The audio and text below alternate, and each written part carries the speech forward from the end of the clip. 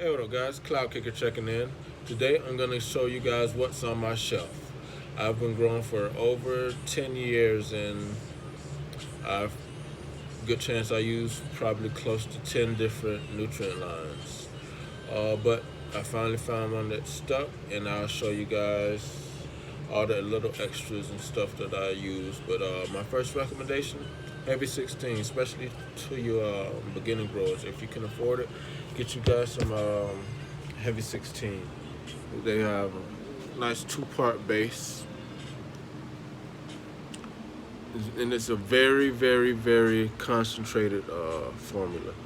As you can see, if you're feeding, say, once a week, at the end of your harvest, that's how much you would use. It's very, very concentrated. And another good thing I like on that caught my eye, long as your final mix, even if you are adding different additives, long as your final mix is between 5.5 and 6.5, you don't have to adjust that pH. So that's another good thing about these guys. Okay, let's get into it.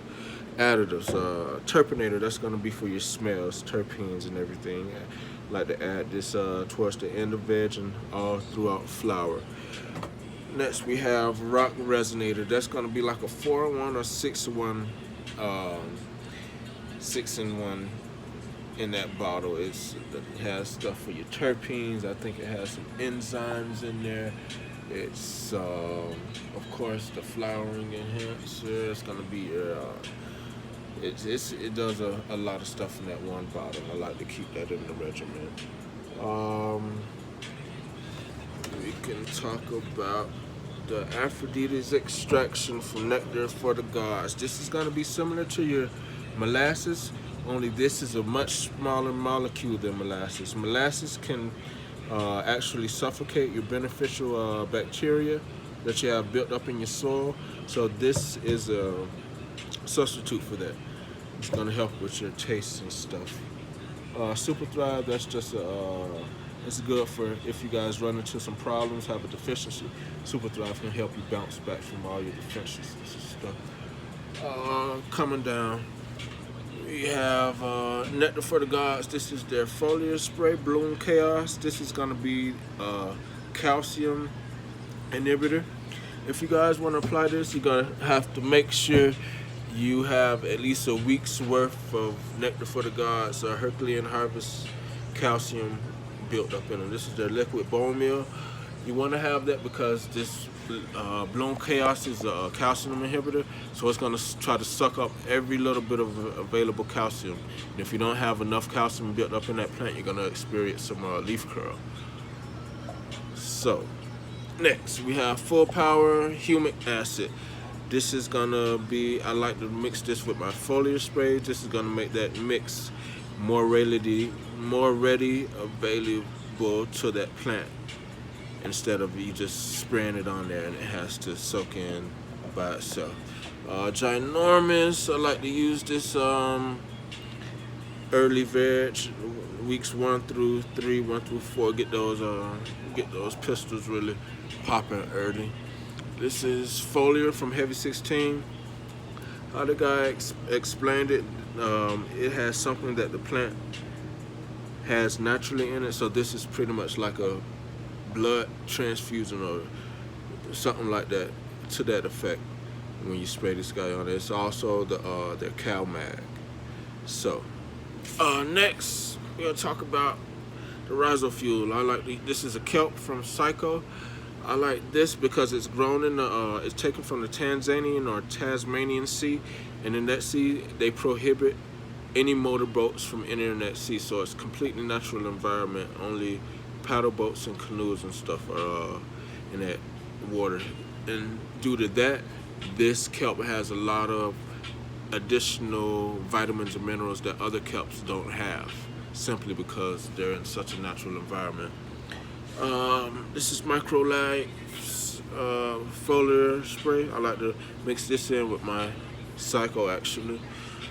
Just get those beneficial bacteria on that leaf, help with the photosynthesis.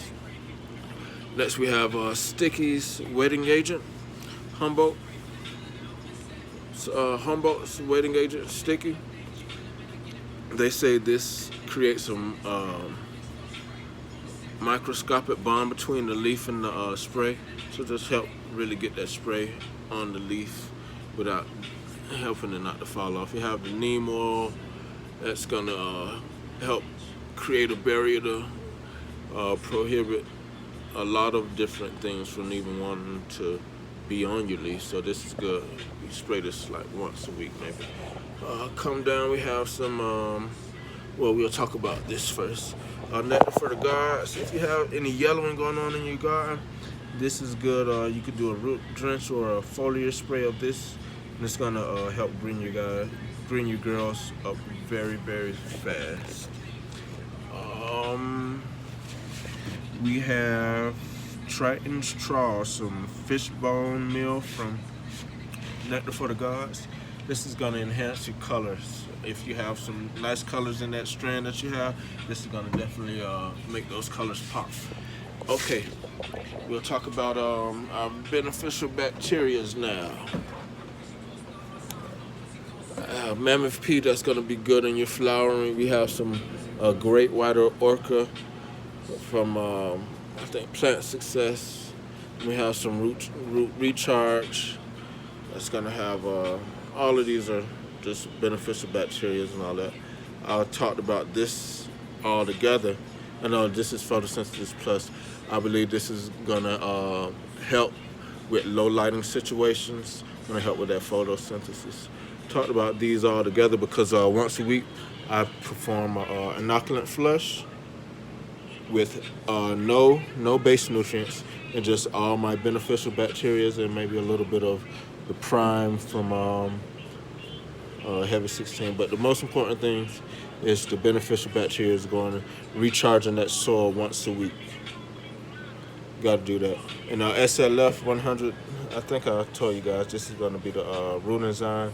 Going to kill those dead roots and make that dead roots plant food material for the new roots. This is also a calcium inhibitor. What else did I talk about? No, I don't believe I talked about the. Okay, this is a tri-pack from Fox Farm. I like this. Or supposed to be one more. I like this tri-pack because it's very specific for the stages of flowering. They have one for the early stage, one for the middle, and one for the end. So it's very specific for when the stages of flowering. I like it. Anyway. Silicium, monosilicic acid. This is going to be the silica. I got this to help control my stretching during flower. The suggested application rate is 3 mils per 5 gallons. But if you double it to say 5 mils per 5 gallons or 6 mils per 5 gallons, then you're gonna help keep that plant very squat and encourage the branching. What else can we talk about? Oh yeah, the Herculean harvest. With the Herculean harvest, I noticed that before I was using it, when I would harvest, the stems would usually be hollow, but I've noticed that since I've been using the Herculean harvest, solid stalks. That's awesome. Okay, we'll talk about our instruments. PM and pH pen. After every use, clean water and hang it. It's not sitting in water. It's not laying around. Those are instruments. You need to keep these calibrated once a month and clean and hanging. What else? Talk about some of this free stuff I got from the Grow Expo.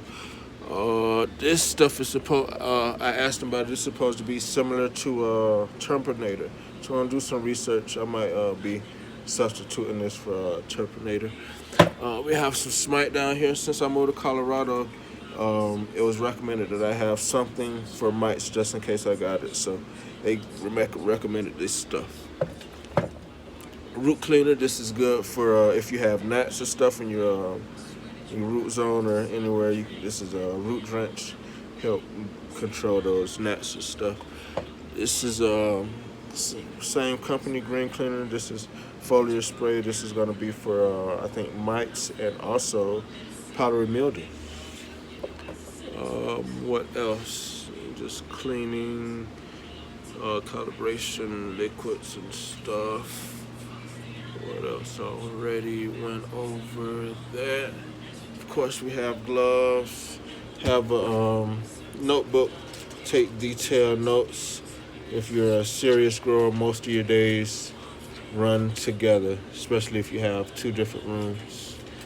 Oh yeah, I can talk about the mixing procedure when adding different lines, when using more than one product line. Okay. Try to do this as simple as possible.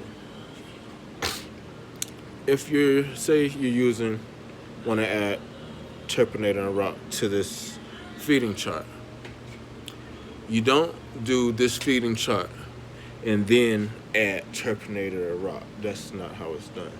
How I did it, I got my first initial reading without any additives.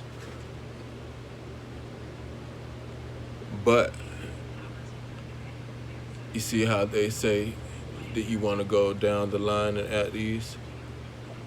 I added my additives. I recorded that, seeing how much EC that was. Then, when I added my, before I added the full amount of whatever they call for, I added a control, which was my 5 mils of heavy 16. And 5 mils was about one EC. I use EC because I also use Playground Line, and that's a European company, and they just use ECs instead of ppm like people here in the US. But that's about just about 1 EC. So therefore, my next mix, when I wanted to go add my terpinators and rock Resinator or whatever, I will go down this line, add my roots, and I did it like this simply because additive.